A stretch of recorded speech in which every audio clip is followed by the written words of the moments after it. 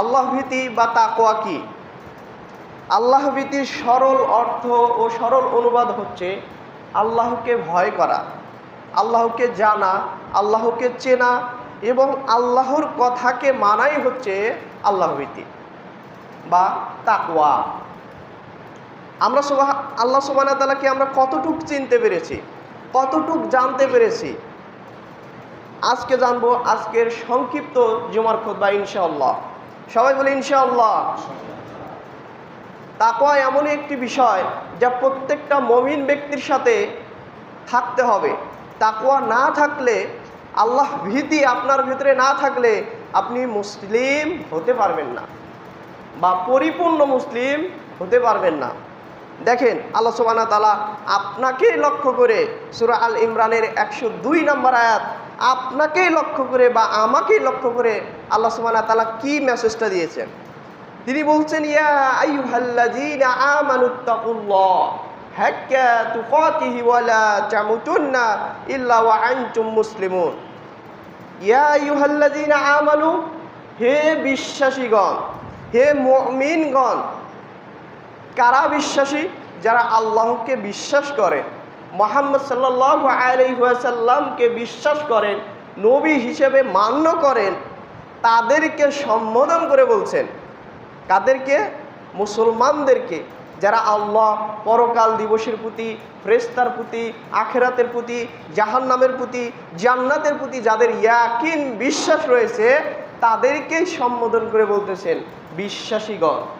হে বিশ্বাসীগণ, হাক্কা তুকাতিহি ওয়া লা তামুতুন্না ইল্লা ওয়া আনতুম মুসলিমুন। তোমরা আল্লাহকে ভয় করো। তোমরা কি করো? আল্লাহকে ভয় করো, যথাযথ ভয়। আর পরের অংশে আল্লাহ সুবহানাহু ওয়া তাআলা বলছেন, তোমরা মুসলমান না হয়ে মৃত্যুবরণ করিও না। তার মানে আমাদেরকে লক্ষ্য করে তিনি বলতেছেন যে বিশ্বাসীগণ তোমরা ভয় করো। কাকে ভয় করতে হবে? আল্লাহ সুবহানাহু ওয়া তাআলাকে। তার মানে উক্ত আয়াতের এক অংশে বোঝা যাচ্ছে আমরা আল্লাহ সুবহানাহু ওয়া তাআলাকে যথাযথভাবে ভয় করি না। সেই জন্যই আমাদেরকে বলতেছেন, হে বিশ্বাসীগণ তোমরা আল্লাহকে যথাযথ ভয় করো আর মুসলমান না হয়ে মৃত্যুবরণ করিও না। তার মানে আল্লাহকে ভয় করার মতো অ্যাবিলিটি আমাদের ভিতরে এখনো আসে নাই। আল্লাহকে যথাযথভাবে ভয় করলে 5 ওয়াক্ত সালাত মিস দিতেন না।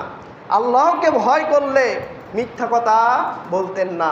আল্লাহকে ভয় করলে ওজনে কম দিতেন না। আল্লাহ সুবহানাহু ওয়া তাআলাকে যদি ভয় করতেন, জিনা করতেন না, সুদ খেতেন না। তার মানে আল্লাহ সুবহানাহু ওয়া তাআলাকে আমরা ভয় আদব দি পর্যন্ত করতে পারি নাই। যদি ভয় করি তাহলে প্রত্যেকটা কথা আল্লাহ সুবহানাহু ওয়া তাআলার কথাকে আমরা গ্রহণ মনে করতাম। কিন্তু আল্লাহকে আমরা ভয় করতে পেরেছি? বলেন বলেন তো। কোরআনে 6000-এরও বেশি আয়াত আছে না? একটা আয়াত যদি কেউ অমান্য করে, সেটা যদি মেনে না নেয়, সে কি হয়ে যায়? কাফের হয়ে যায়। তাহলে আপনি আমি কোরআনের কয়টা আয়াত মানতে পারছি বলেন? প্রথম একটা আয়াত যদি উদ্ধৃতি করা যায়, আকিমুস সালাত, তোমরা সালাত প্রতিষ্ঠিত করো। কয়জন আমরা সালাত করি বলেন? আজকে আমরা আহলুল হাদিস দাবিদার কয়জন লোক সালাত করি বলেন? তাই একটা আয়াতের মধ্যেই তো আপনি পাশ করতে পারছেন না, তাহলে বাকি আয়াতগুলো আপনার জন্য কি হবে বলেন? যদি মুনাফিক, ইহুদি, খ্রিস্টান বা ওই সময় যারা মুনাফিক ছিল, দেখা গেছে ইতিহাস ঘাটিয়ে তারা কোরআনের সব বিধানকে মেনে নিছেন, কিন্তু কতিপয় 2-1টা বিধানকে তারা ওভারটেক করছেন, মেনে নেয় নাই। সেজন্য তারা মুনাফিক, কাফেরে রূপান্তরিত হয়েছে। তাহলে আজকে আমরা হাজারো আয়াতকে উপেক্ষা করছি, আজকে আমরা হাজারো আয়াতকে ছুঁড়ে ফেলে দিচ্ছি, আমরা মানতেছি না। তাহলে আল্লাহকে ভয় করা হলো? বলেন হলো? তাহলে আল্লাহ সুবহানাহু ওয়া তাআলা বলছেন, ইয়া আইয়ুহাল্লাযীনা আমানুত্তাকুল্লাহ, হে বিশ্বাসীগণ তোমরা আল্লাহকে ভয় করো, যথাযথ ভয়, আর তোমরা মুসলমান না হয়ে মৃত্যুবরণ করিও না।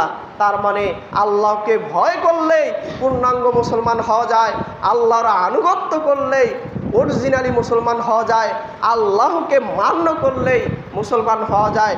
যদি আল্লাহ এবং তার রাসূলকে আপনি মান্য না করেন, প্রকৃতপক্ষে মুসলমান হতে পারবেন না।